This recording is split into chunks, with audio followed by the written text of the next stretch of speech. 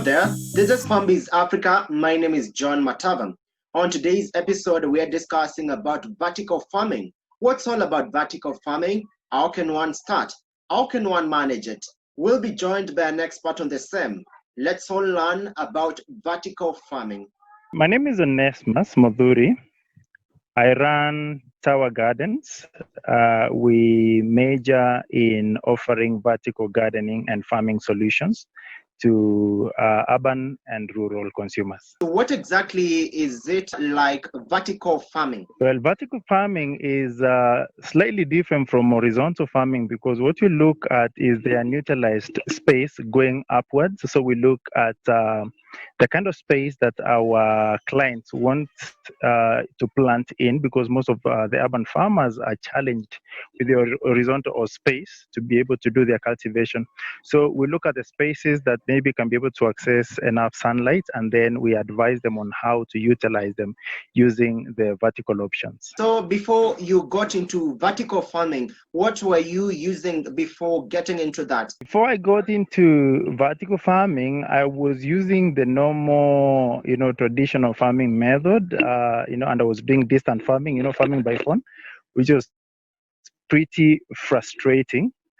I don't know, maybe I can share a little bit of what motivated me to start this. This one was a need-based. So this was a need-based solution. My daughter had challenges with gastritis. Started at the age of 6 with serious gas challenges. And I got to realize it's because of the kind of vegetables she was consuming. Most of it had serious toxins. So I really needed a place where I can be able to offer, to plant a garden and, do it organically. And seeing the challenges we have in Nairobi and its environs, you cannot easily get a garden apart from, convert your flower pot into a garden. And that's exactly what I did.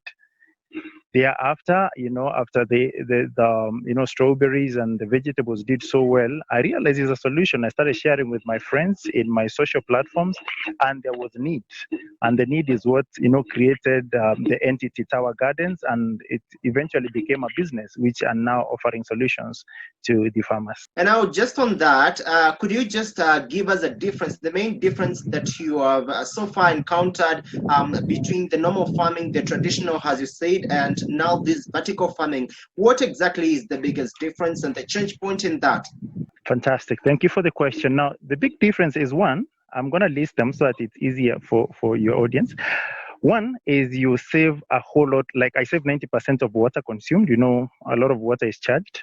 So I'm able to use pipe water and I don't feel the effect because I save 90%. Two, I manage my own vegetables and I manage my own fruits, meaning now I am conscious and aware of what my family is eating. Three, I spend very little time, in the farm.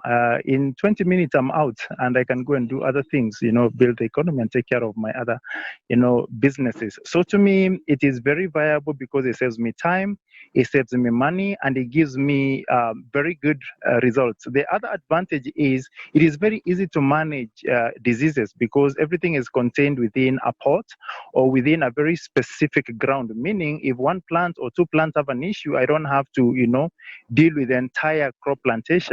I just need to deal with specific plant that has a challenge. So to me, it has been very economical and very easy to manage, and I'm excited about it.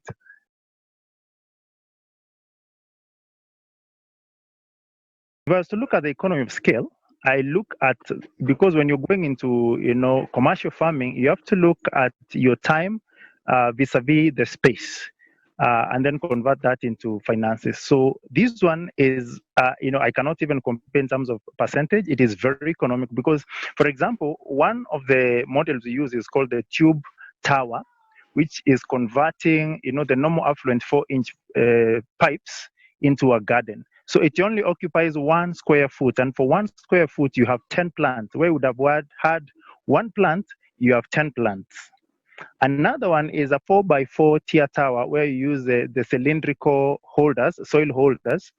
In a place where you would have had 16 plants, you can have in between 54 to 108 plants. So clearly you can see the multiplicity, and it basically says in a space where you would have done less, you're able to do much more with less water, less time, and less challenges of pests and diseases. Okay, now which crops should be done on the vertical farming? Good. We focus the best crops for vertical farming are all the short root plants, the veggies.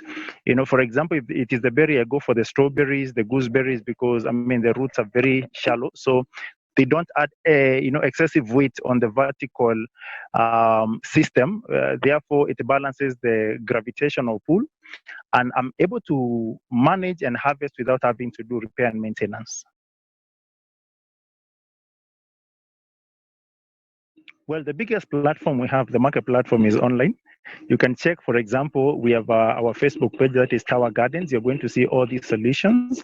I'm also going to link you to other service providers so that you have a variety and you choose the one that suits you best. Because some of them, I claim, the challenges. I mean, the advantages when you have a variety, you have to choose a variety that favors you in terms of space and climatical conditions.